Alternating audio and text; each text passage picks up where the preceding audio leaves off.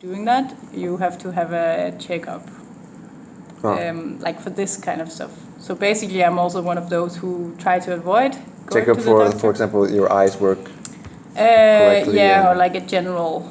And kind all your of reflexes, assessment. yeah. Yeah, exactly. But I never went for one of those. But that's the kind of thing that I would go for. And other things you wouldn't? Like when wouldn't I? Or what do you mean? Yeah, like when wouldn't you go to the doctor? Sometimes, it can be hard to know whether you have a virus or whether you have an infection, like a flu or something like that, or whether it's something you need. A flu? Do you go to the doctor for the flu? No, but like it's what I mean is like it can be hard to know whether you have something where it will go away by itself, or whether you need antibiotics or something like that. And so what do you do to find out? To find out, I usually let it pass and hope for the best. Yeah, just wait. I wait it out. Yeah. Yeah, because I'm always positive that it's not bad, but that also means that one day maybe I will get severely sick of something because I didn't believe it. Well, most of the times if you have flu, then you will know it feels like the last time. So maybe if it's something serious, then it will feel different. Maybe. That's true, but I am never for sure whether when I have had a flu. So I'm not sure even how it feels. High temperature. Yeah. Muscle pain. True. Headache. Yeah. Otherwise, you've never been sick before? Yeah. When I was little, I mean, I guess I had like the general things that all small kids have, but not in my adult life. No. Luckily, just a regular broken arm and these kind of things. Okay, that's. Yeah, that's the kind of thing that I would go to I would go to the doctor when you cannot avoid it anymore. Yeah, when something is so bad that you have to go. But if you would break your arm, you would go to the doctor immediately, right? Yeah. No, don't wait a week and then. No. I think it's no, broken. I could go to the what's it called, emergency room. Mm-hmm. Yeah. And so, how is it's quite different? How is a medical worker perceived? So, do they have status? Do you have respect for them? I think it depends on which type. So when you go to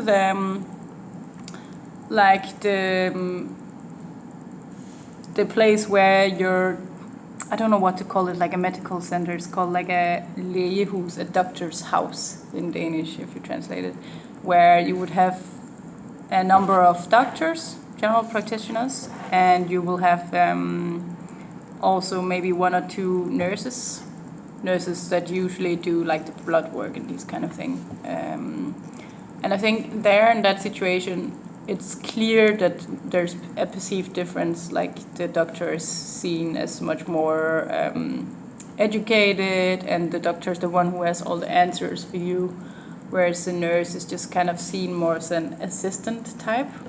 And do you perceive them differently? Do you approach them differently? I don't approach them differently. I think I don't only have one example I can remember from like a nurse, for example. I had to have some blood tests taken, and I think I could definitely feel that the nurse, she knew a lot about the procedure, and she had to take probably like 5 different blood tests. So I was there for a while, and I think I actually listened even more to her than usually my doctor, because the doctor that I go to for the issues I go to with, she's kind of always guessing. It feels like it. Like why? We never managed to find the root causes of any of the things that I went to the doctors with. So she was kind of, I felt sometimes that my general practitioner did not take me serious. But I think the difference is that when... But how did you get healthy again? By mental work. Like the issue was that I experienced for many years kind of digestive issues, digestion issues, and it stopped kind of when I stopped giving it focus. So yeah, I might have had something, or I might have irritable bowel syndrome like every other person else I think they have. But the thing is, that's also a weird disease or disorder, so the doctor was just always kind of guessing. She was like, okay, you can try to go gluten-free for half a year or something like that, and then we can test you. And yeah, I also had like injuries to my knees and these things, and she was always kind of just guessing, never taking it serious and saying, okay, we will run a scan or something like that. Whereas every time I had something where it was the nurse who was dealing with me. But if you think you need a scan, can you just say, well, I think I should really get a scan, or is that not allowed to? You can do that, but the thing is they try to avoid these situations as much as they can, unless it's very obvious it's necessary, because I don't pay, because it's paid by the tax, so they try to save the money. For when? For like when it's more necessary for someone else. But can you not say, I think it's really necessary, and then so you don't agree with the doctor? You can, I think, but I tend to then just let it be. Yeah. So but I think I'm assertive enough to demand it if I really, really, really would. I don't know. So most of the times the doctor can convince you that it's not necessary. Yeah, exactly. And I think they sometimes do in Denmark because they try to avoid extra spendings. So, for example, I also had a series of kind of breakouts of rashes and last summer, and I think it was very clearly some kind of allergy. And I had, when I was small, one of these tests run, where you have a big plaster on your back and they test for 100 different things. Yep. And now they're like, okay, since we don't know exactly where to start, we don't know what this might be, we are not even going to test it because we wouldn't know where to start. But I don't know why they don't just then run the whole test. I think it's because it's too expensive for them to just do that. Because it's not deadly. Yeah. So, yeah. So sometimes I end up having the feeling that I'm not really getting anything out of my tax money. That also ties in the system, right? That it's public sector. Yeah, exactly. If it was private sector, I would feel much more, I would demand it because I would be paying for the service more directly. I'm still paying, but I don't see the transaction because it's happening over my taxes. Yeah, so in private, you pay what you get, and in the public sector you pay. Yeah, exactly. And then or you can pay get some more kind or of, less. Yeah, exactly. Or you pay some kind of in the private sector. I mean, it could also be set up in a way that you pay some kind of extra expensive full coverage insurance, something. I don't know how they might do it. Something like that. Yeah, that's maybe the most liable thing to do if you know that you will get sick. Otherwise, it's very expensive. Yeah. And so, do people get a very broad insurance or very expensive insurance, or is that common to do because they want to be sure? So I think I don't know enough about it, but I think there has been some changes within the last years in terms of this whole, like, should it be private, should it be public? In general, everyone have the same basic health insurance covered through the taxes, meaning everyone have the same rights, everyone have basically the same amount of waiting time and so on, and same coverage. But you can, for example, for stuff like I talked to her, like, if you use glasses or contact lenses, and for other like special doctors, like dentists, you can make kind of an insurance where you get a reduction in the price. So I have that, and I get a good reduction on dentists and these things, and it's not expensive to have this. The only thing is, obviously, if you already are sick with something, then you're not allowed in. It's often like this, that with insurances, I think, because then it costs them too much. So my sister, she has asthma and she cannot be part of this insurance because they already know then she will have a lot of expenses on her medicine. How do they check it? Do they medical, like yours? Oh, they can ask for the medical records. Yeah, they have access to your like the equivalent of the BSN. Yeah. CPR number. Oh, you asked something else that I still didn't answer. I don't know. In terms of insurance, so some companies do buy extra health insurances for their employees, like very prestigious jobs maybe, and these insurances will be like granting you access to private sector healthcare. So meaning that you get to skip a lot of waiting time because still not that many people are using the private sector. So you can get pretty direct access to the healthcare. Like if you need surgery or something like that, you don't need to wait like half a year or something. You can very but that's quickly. Not, it's not common, or is it? It's not common, but there are some companies who do that. So. And why not most of them or all of them? I don't know. I think probably it's expensive. Okay. And because it's considered not a necessity, but nice to have, since we all have the basic insurance anyways. Yeah. Yeah. And so when you're sick, or when someone is sick, in your family, do you, for example, your mother or something, do you care for her within the family, or would you rather go to doctor or medical help?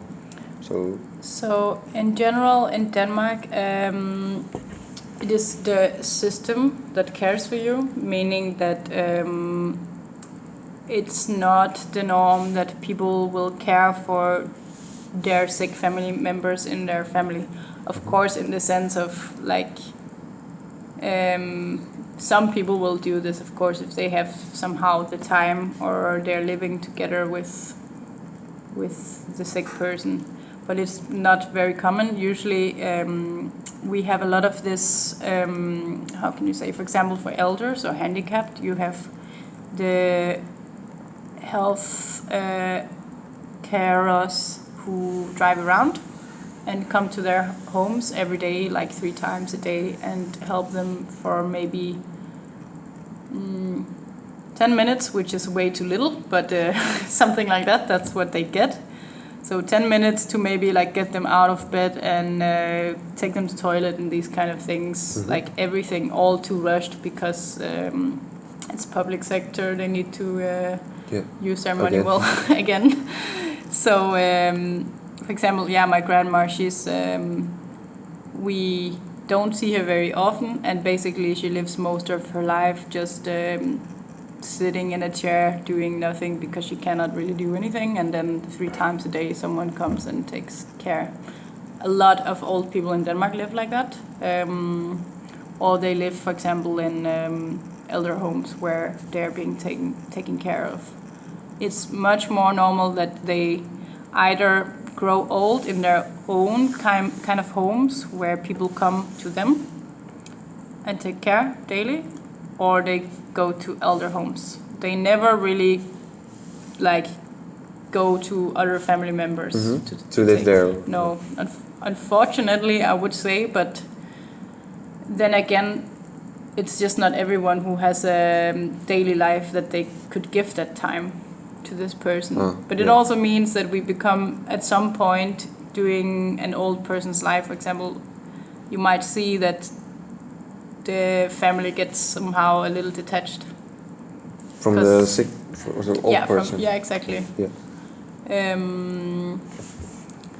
Yeah, and you kind of see a little bit the same with, for example, small children, where we can leave our small child of 6 months from 6 months in a daycare facility, kind of basically the whole day, and see them maybe for 3 of their awake hours. And for how long is that? How many months or years? Or is that the entire childhood? Basically, it's like then everything after that. Like of course, you can choose if you somehow can work from home or whatever.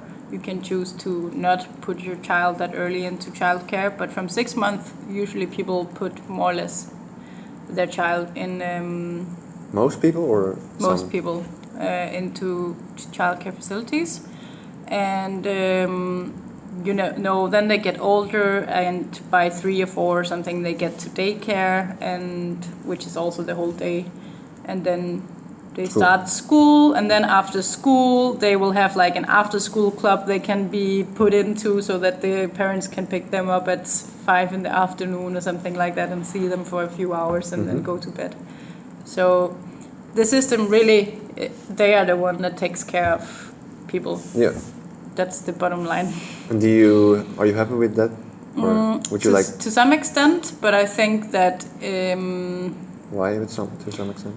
I think it's good that there is this opportunity, because it allows like the working generation, if you can say that, it allows them to build up a career, and which I think is cool, especially also for, like, let's say for me, if I would get a child like within 5 years, I can still have a career. But on the other hand, you get somewhat detached, or you never maybe connect fully with that family, like that child or that grandparent or whatever. But it's all different from family to family, of course, and maybe my family is a little extreme because we are less tight, but I think it's a general thing that has also been criticized, that we basically just leave all our loved ones with the state and institutes, and they take care of them. The kids, you mean, or anyone? Like anyone. So it's not really common to actually care for each other. It's better. It sounds very harsh. But, but I would say yes. Not to care emotionally, but more. Right. To actually be. Yeah. So the system will take care of you, like you already said. Yeah, exactly. And it's the same. Like if you lose your job, for example, it's not necessarily your family who will come in and help you, like financially or anything. It will be the state who supports you financially, and the state who will have like some kind of special living arrangement for you, maybe if you cannot afford whatever else to live in. There are always some kind of solution to be found. That's also why you don't really have homeless people in Denmark. Only like immigrants, for example, who are maybe not supported by that system yet. Otherwise, it's really not something you see.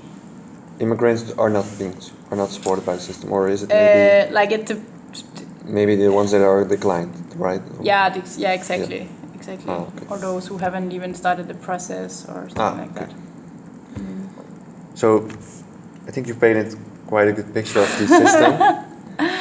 Have you had an encounter before with the Dutch system? Not the healthcare system, actually, but in other general ways with the kind of welfare system, if you can call it that. It's not exactly welfare system as we have it, but for example, when I came here and I needed to figure out the whole registration, so the immigration part I have a little bit of experience with. And you immigrating here? Yeah, because I had to register and get the BSN number and all these things to be here more than 3 months. That's the EU law. So, yeah, actually. What was the part? The difficult part was first that, and that's of course not upon the state, but that I could not register anywhere to begin with because no apartment would or landlord would let me register. So that means I would either have to lie and find some alternative place by someone's parent to register, or I would have to basically try and live here as long as I could without being registered and without being fined, both of which is super uncool because you can get fined by both things. But when I finally found a place and I could register, since I did not have the BSN number yet, I had to make an appointment for that, and usually it can take quite a few weeks to get the appointment because you have to go to the big office in Den Haag.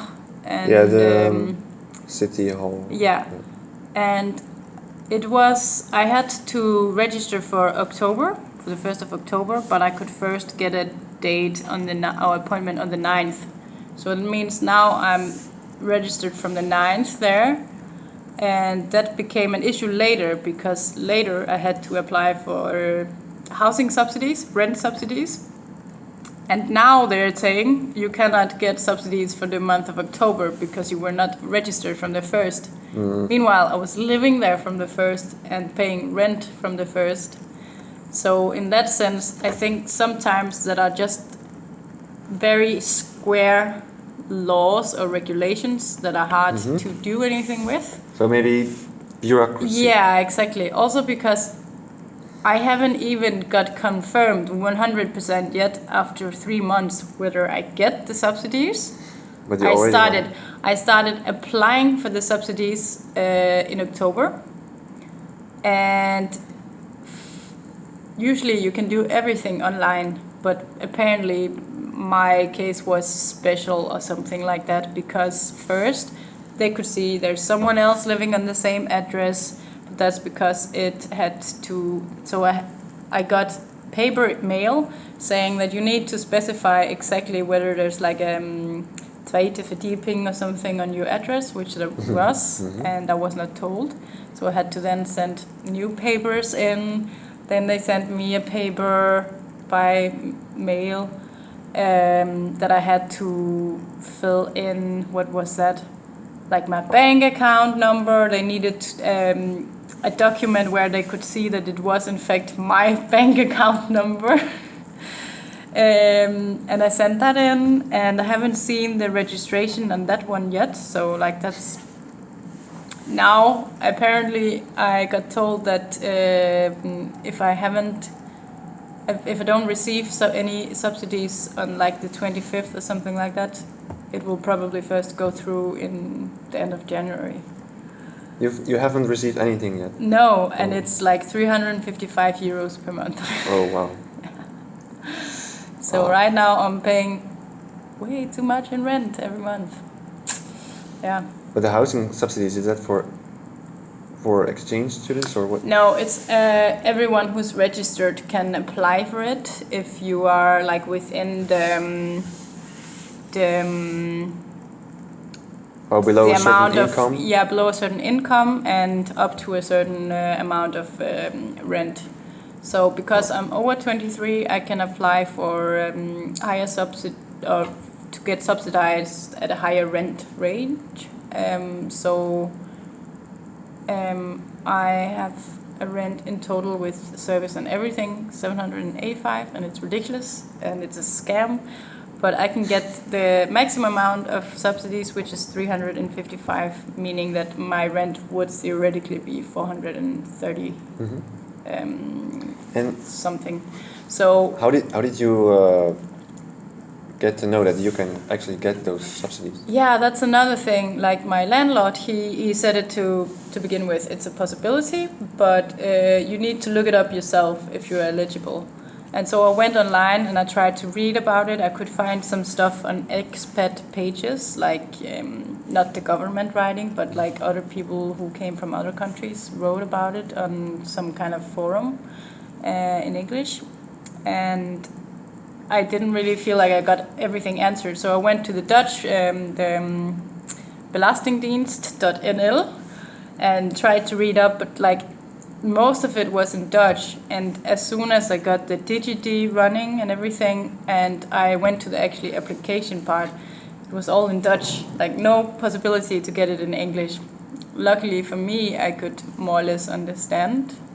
So, and I didn't ask anyone, what does this mean? What does this mean? I just kind of went with it, and I think I did everything correct. But someone else who has no idea about the language will, and if they have no friends, no contacts in the Netherlands, like how will they do this? It will just not happen. There's no option for it to be in English. No, not as soon as you're in the like very central systems of this thing. Yeah, apparently. Oh, so once you're logged in with the DigiD, then it's all Dutch? Yeah. It's the same if it's belastingdienst, if it's different kind of subsidies, if it's... Yeah, there's a third thing, but it's all in Dutch. So, and I think with a country like this, where you have such a high number of non-Dutch in this country, I think it's kind of strange. But then again, when I think of it, I'm not 100% sure if we have an English version of our system back home. I think we do, but I'm not sure. But now you're all applied. I'm just waiting. Did you have... And waiting and waiting. You haven't had any encounter with Dutch healthcare or something, or doctors? Nope. Nope. Luckily. No, it's good. You should I keep it like that. ran a very big risk of not making any travel insurance. So that means I'm actually only covered with like the same whatever this means. Meaning that I have that's the EU health insurance card. It means that I'm allowed the same services as you guys, but you guys have to have your own insurance as well, right? You have to have a Dutch health care insurance. Yeah, but this is an international insurance. Yeah, or but it acts like it just means that if I go to a country, the same laws or regulations apply for me as in that country. So if I go here to the Netherlands, and if the norm is that Dutch people, they have to pay this kind of insurance, I have to do the same if I want to have the same service. And I did not buy that insurance. And it also means that, for example, if I was to take a job here, I would have to make the insurance. So I thought for a short stay, it's not really worth it. No. So I just thought I would risk it. And if I would get very sick, Denmark is not very far away. No, it's true. I don't think you'll... But I'm actually not covered in Denmark right now since I de-enrolled from the National Register. So it's a little dangerous. Why? Because if you're... Yeah, I could have stayed registered because in Denmark it's a 6 month minimum or maximum. If you're out of the country more than 6 months, you have to de-enroll. You cannot be covered by the Danish healthcare. It's because you're not paying tax in those 6 months because you're not in Denmark. So I had to do it now in order to register here and in order to what can you say, avoid having to pay certain types of tax in Denmark while being here. Like our media tax is pretty high. Media tax? It's actually not a media tax yet. It's more like it's a media license you have to pay for the Danish National Broadcasting Company. It's gonna become a tax later in like 3 years, but so far it's been this company like hunting people down, calling them down, like you have to pay this license and you cannot avoid it because even if you just have a phone, you can access it. So and it's very much. And why is it not allowed to choose? It's just is how it is apparently. But since it will become a tax, I'm very satisfied with that because it means that we will have to pay less because now absolutely everyone have to pay it, because if you don't pay tax, like, you cannot not pay tax. So right now, maybe let's say, imagine that only 50% pay this license, but if it becomes a tax, But the 100 license, is it like you pay for being allowed to watch this type of TV or the but radio it's or not whatever. controlled. They won't No. actually control if you have paid, and if They will control if you ha- have paid, but they cannot control if you're actually using it. But just by saying that everyone who has a computer, access to a computer or a smartphone or something like that, that can go onto the internet, you have to pay it.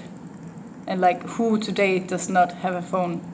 So, except for so old people. it's for TV, smartphone, all of the Yeah. media, and it's only one media.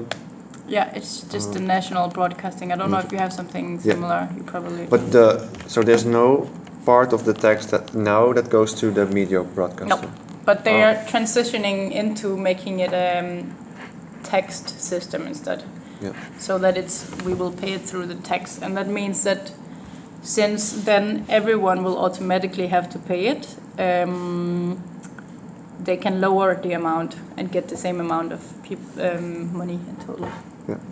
So this was a little less related to this, but maybe it's still so interesting. it's still interesting, yeah. Yes. But yeah, I think the interview is about done now. Yeah, I also ruined the last of the recording because I kept fiddling with this. Oh, it's okay. And well, I have to thank you for the interview. Oh, did you want that in the recording? No, it's okay. I don't think it's on there. Good. I will call this. Yeah, of course. You're welcome. And thank you for your time. About twice That's okay. twice the amount. It will be you who has a lot of work now after this. Yeah, a lot of typing. But I enjoyed the interview. That's good. So thanks a lot.